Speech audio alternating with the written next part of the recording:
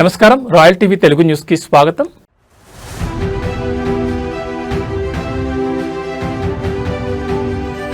పొరపోరు ముగిసిన ఆగని వేట, మున్సిపల్ పీఠం కోసం మొదలైన రిసార్ట్ రాజకీయం.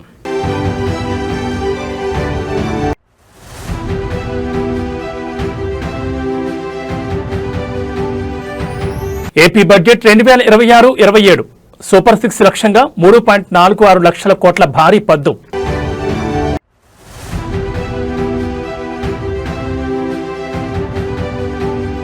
మళ్లీ పెరిగిన బంగారం ధరలు, కొనుగోలుదారుల ఆశలపై నీళ్లు చల్లిన అంతర్జాతీయ మార్కెట్లు.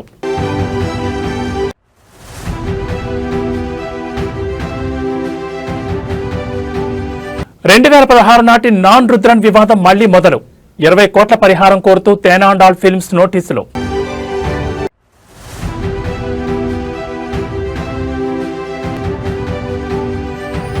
తెలుగు రాష్ట్రాల్లో హాయినిస్తున్న వాతావరణం, ఎండల తీవ్రత లేదు, వానల ఇబ్బంది అంతకన్నా లేదు. తెలంగాణ రాష్ట్ర వ్యాప్తంగా మున్సిపల్ ఎన్నికల ఫలితాలు వెలువడడంతో ఇప్పుడు రాజకీయం మలుపులు తిరుగుతోంది. ఓట్ల లెక్కింపు ముగిసినా పీఠం దక్కించుకునే వేట మాత్రం ఆగలేదు. ఎక్కడ చూసినా ఒకటే చర్చ, క్యాంప్ పాలిటిక్స్. గెలిచిన కౌన్సిలర్లు చేజారిపోకుండా ప్రధాన పార్టీలు రక్షణ వలయాన్ని ఏర్పాటు చేశాయి. రాష్ట్రంలో మున్సిపల్ ఫలితాలు ఏ పార్టీకి స్పష్టమైన మెజార్టీ ఇవ్వని చోట కింగ్ మేకర్లుగా మారిన స్వతంత్ర అభ్యర్థుల కోసం వేట మొదలైంది. గెలిచిన అభ్యర్థులను తమ వైపు తిప్పుకునేందుకు ప్రధాన పార్టీలు వ్యూహాలకు పదును పెడుతున్నాయి. ఫలితాలు రాగానే గెలిచిన కౌన్సిలర్లను హోటాహుటిన రిసార్ట్లకు, పొరుగు రాష్ట్రాలకు తరలిస్తున్నాయి. పార్టీలు ఫోన్లకు కూడా దొరకకుండా కట్టుదిట్టమైన జాగ్రత్తలు తీసుకుంటున్నారు. ఈ ఎన్నికల్లో స్వతంత్ర అభ్యర్థులు గణనీయమైన స్థానాల్లో విజయం సాధించారు. వీరి మద్దతు లేనిదే చైర్మన్ లేదా మేయర్ పీఠం దక్కే పరిస్థితి లేదు. దీంతో ఆయా పార్టీల అగ్రనేతలు నేరుగా రంగంలోకి దిగి స్వతంత్రులకు భారీ ఆఫర్లు ప్రకటిస్తున్నట్లు సమాచారం. ప్రత్యర్థి పార్టీలు గెలిచిన అసంతృప్త అభ్యర్థులపై కూడా గాలం వేస్తున్నారు. ఫిరాయింపులు జరగకుండా ఉండడానికి పార్టీలు తమ అభ్యర్థులపై నిఘా పెట్టాయి. మరోవైపు క్యాంపు రాజకీయాలపై రాష్ట్ర ఎన్నికల సంఘం గట్టి నిఘా పెట్టింది. ఫిబ్రవరి 16 జరిగే మేయర్, చైర్మన్ ఎన్నికల వరకు ఏ పార్టీ అభ్యర్థులు ఎక్కడ ఉంటారు, ఎప్పుడు బయటకు వస్తారు అనేది ఇప్పుడు రాష్ట్ర వ్యాప్తంగా ఉత్కంఠ రేపుతోంది. అధికారం ఎవరిని వరిస్తుందో చూడాలి. మరి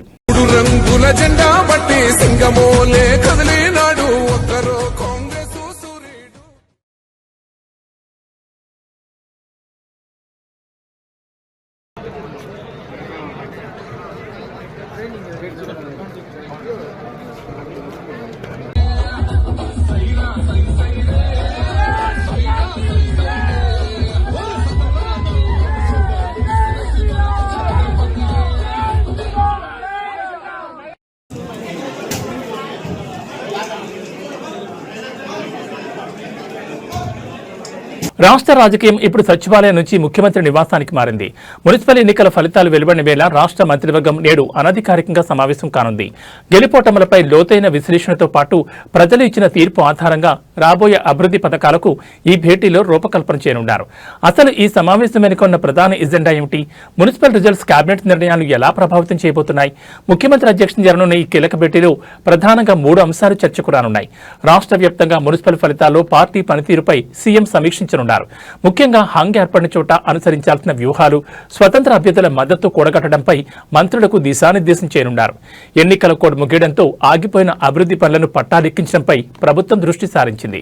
ముఖ్యంగా పట్టణ ప్రాంతాల్లో మౌలిక సదుపాయాల కల్పన కోసం కొత్త నిధుల కేటాయింపుపై చర్చ జరగనుంది. ప్రజలు ఏ అంశాల ఆధారంగా ఓటు వేశారనే దానిపై నివేదికలను పరిశీలించి రాబోయే రోజుల్లో సంక్షేమ పథకాల్లో చేయాల్సిన మార్పులపై కేబినెట్ నిర్ణయం తీసుకోనుంది. కేవలం రాజకీయాలే కాకుండా రాష్ట్ర ఆర్థిక పరిస్థితి మరియు పెండింగ్ ఉన్న కీలక ప్రాజెక్టుపై కూడా ఈ అనధికారిక భేటీలో చర్చించే అవకాశం ఉంది. ఈ సమావేశం ముగిసిన తర్వాత ముఖ్యమంత్రి మీడియా ముందుకు వచ్చే అవకాశం కనిపిస్తోంది. మరి కేబినెట్ భేటీ తర్వాత వెలువడి ఆ కీలక నిర్ణయాలు ఏంటో తెలుసుకోవాలంటే మనం వేచి చూడాల్సిందే.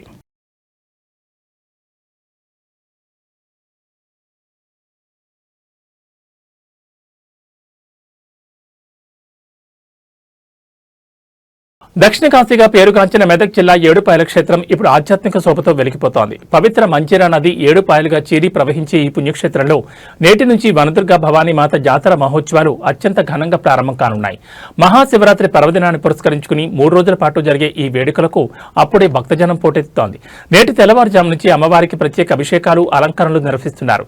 శివరాత్రి పర్వదినం సందర్భంగా భక్తులు మంజీరా నది పాయలలో పుణ్యస్నానాన్ని ఆచరించి వనదుర్గ మాతను దర్శించుకుంటున్నారు. నేడు ప్రారంభమైన ఈ జాతర వరుసగా 3 రోజుల పాటు కొనసాగుతుంది.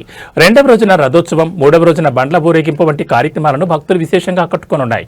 లక్షలాదిగా తరలివచ్చే భక్తుల కోసం ప్రభుత్వం మరియు దేవస్థానం కమిటీ భారీ ఏర్పాట్లు చేసింది. త్రాగునీరు, ప్రత్యేక క్యూలైన్లు, వైద్య శిబిరాలతో పాటు మంజీరా నది వద్ద గజ ఈతగాళ్లను కూడా అందుబాటులో ఉంచారు. రవాణా సౌకర్యం కోసం ఆర్టీసీ ప్రత్యేక బస్సులు నడుపుతోంది. ప్రకృతి బడిలో పారే నది మధ్య కొలువైన వనదుర్గ భవానీని దర్శించుకునేందుకు తెలుగు రాష్ట్రాల నుంచే కాకుండా పొరుగున ఉన్న కర్ణాటక, మహారాష్ట్రాల నుంచి కూడా భక్తులు తరలివస్తున్నారు.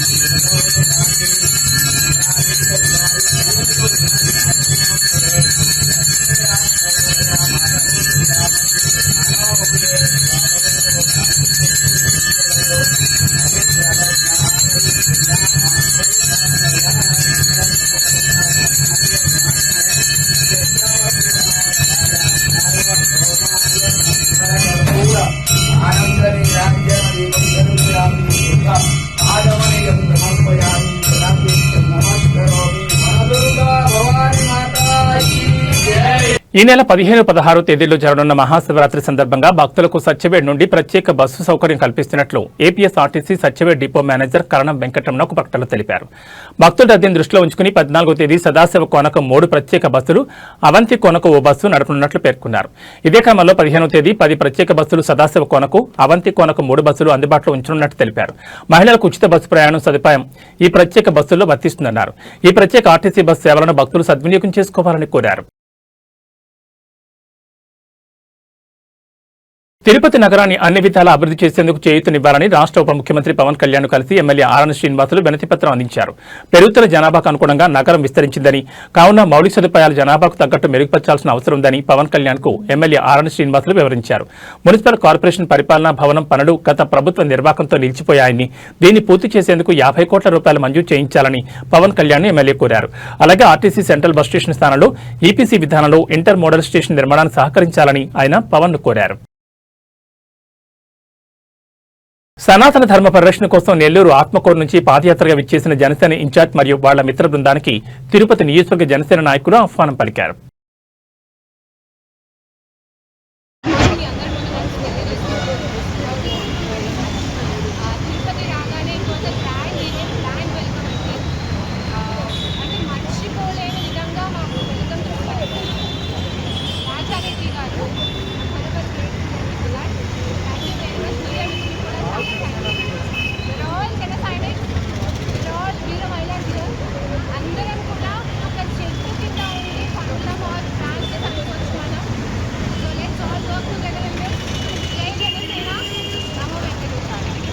తిరుపతి శ్రీ కపిలేశ్వర స్వామివారి బ్రహ్మోత్సవాలు 6వ రోజైన శుక్రవారం రాత్రి 7 గంటలకు శ్రీ సోమస్కందమూర్తి గజవాహనంపై అనుగ్రహించారు.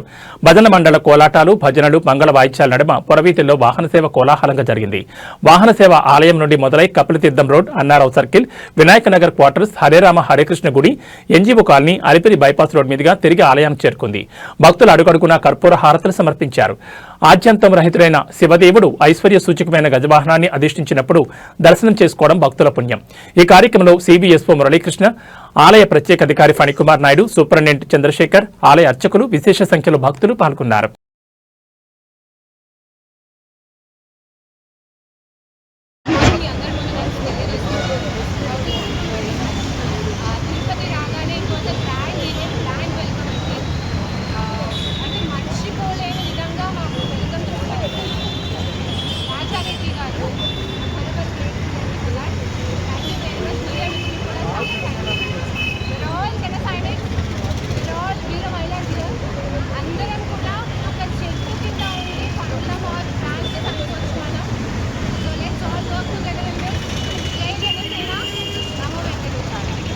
సూర్యుడు సకల లోకాలకు చైతన్యాన్ని వెలుగును ప్రసాదించే ప్రత్యక్ష దైవం. సూర్యమండల మధ్యవర్తి అయిన శ్రీమన్నారాయణుడే సూర్యప్రభ వాహనంపై ఊరేగుతూ భక్తులను అనుగ్రహిస్తాడు.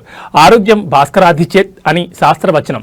సూర్యప్రభ వాహనంపై ఉన్న స్వామివారిని దర్శించుకోవడం వల్ల సకల రోగాలు నయమై ఆయురారోగ్యాలు సిద్ధిస్తాయని భక్తుల విశ్వాసం.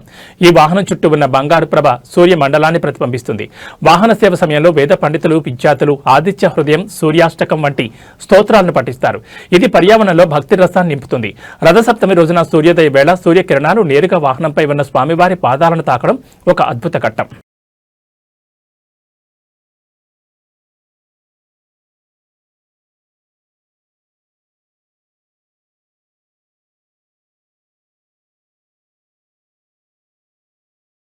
అసెంబ్లీ బడ్జెట్ సమావేశాల వేళ కూటమి ఎమ్మెల్యేలు, ఎంపీల మధ్య సమన్వయాన్ని పెంచేందుకు మంత్రి నారా లోకేష్ శ్రీకారం చుట్టారు. ఈ క్రమంలో చిత్తూరు, అనకాపల్లి పార్లమెంటరీ నియోజకవర్గాల ప్రతినిధులతో ప్రత్యేకంగా విందు సమావేశం నిర్వహించారు. మంత్రి హోదాలో ఉన్న లోకేష్ స్వయంగా గేటు వద్దకు వచ్చి అతిథులను, వారి కుటుంబ సభ్యులను సాదరంగా ఆహ్వానించారు. ప్రజాప్రతినిధుల పిల్లలతో ముచ్చటించి అందరినీ ఆశ్చర్యపరిచారు. ఈ సమావేశం ముగిసిన తర్వాత చిత్తూరు ఎంపీ దగ్గుమళ్ల ప్రసాదరావు లోకేష్ వద్దకు వెళ్లి ఆత్మీయంగా ఆలింగనం చేసుకున్నారు. ఆప్యాయంగా పలకరిస్తూ లోకేష్ తీసుకున్న ఈ వినూత్న నిర్ణయాన్ని కొనియాడారు. పెద్దాయన కౌగిల్లో లోకేష్ మురిసిపోతున్న ఆ దృశ్యం పార్టీలో నాయకుల మధ్య ఉన్న దృఢమైన బంధాన్ని చాటి చెప్పింది. కేవలం భోజనానికి పరిమితం కాకుండా ఎమ్మెల్యేలు గతంలో ఇచ్చిన వినతులపై ఏం పురోగతి ఉందో వివరిస్తూ ఒక్కొక్కరికి ఒక స్టేటస్ రిపోర్ట్ను లోకేష్ అందించడం విశేషం. ఇది ఆయన పాలనా దక్షతకు అద్దం పడుతోంది. ఇవి బులెటిన్ విశేషాలు. నమస్కారం.